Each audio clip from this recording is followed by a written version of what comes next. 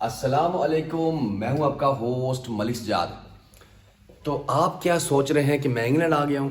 نہیں، یہ ہمارے ہر استنبول میں پاکستان آنے والا پاکستانی 90% جو لوگ ہیں وہ یہی سوچتے ہیں کہ یہاں سے ویزا لگوا کر کسی یورپ کنٹری میں چلے جائیں، چونکہ نزدیک ہے۔ نزدیک آ جائیں، میرے آپ بھی نزدیک آ جائیں۔ یہاں سے یورپ نزدیک ہے تو بندے یہ سمجھتے ہیں کہ ہم بآسانی یہاں سے یورپ چلے جائیں گے۔ آپ جو ہے وہ یہ سمجھتے ہیں کہ یہاں سے یورپ جانا آسان ہے، اور آپ یہاں پر آ کر کارڈ اپلائی کرتے ہیں، کمپنی میں رہتے ہیں، اور پھر کچھ ایسے آفس میں چلے جاتے ہیں یا بندوں کے پاس چلے جاتے ہیں جو آپ کو یورپ بھیجنے کے بارے میں بتاتے ہیں، یا بلکہ ابھی یہ سسٹم چل رہا ہے کہ بلکہ آپ لوگوں کو مجبور کرتے ہیں کہ ہمیں یورپ بھیجیں۔ تو اس کی یہ وجہ ہے کہ بندے کی ضرورت ہوتی ہے۔ آپ جس بندے کے پاس جاتے ہیں اس کو بتاتے ہیں کہ مجھے ایسے سے یورپ بھیجو، شاید اس بندے کو پیسے کی ضرورت ہو اور وہ آپ کو یہ کہے کہ ٹھیک ہے میں بھیجتا ہوں، آپ اس بندے کو پھنسا لیتے ہیں۔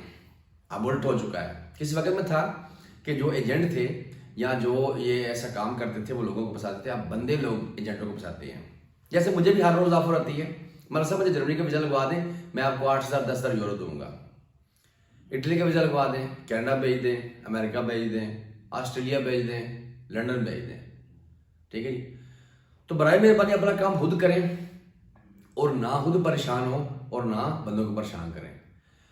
ویزا لگنے کی ریشو جو ہے نا وہ 1,000 بندے میں سے ایک کی ہے، ٹھیک ہے جی۔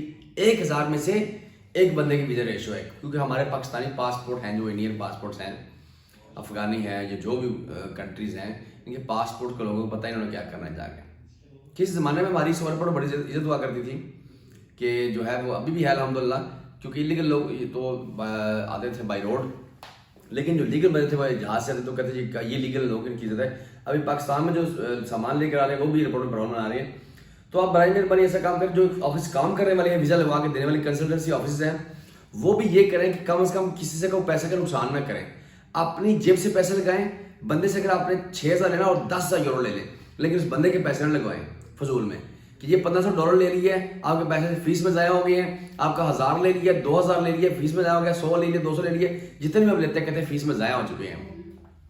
ایسا کام قطعی نہ کریں۔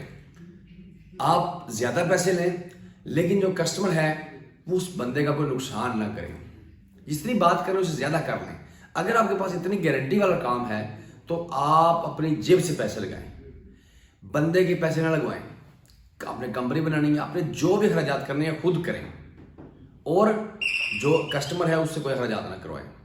آج ہماری یہی معلومات تھی، اپنی دعا میں یاد رکھیے جی۔ اللہ حافظ۔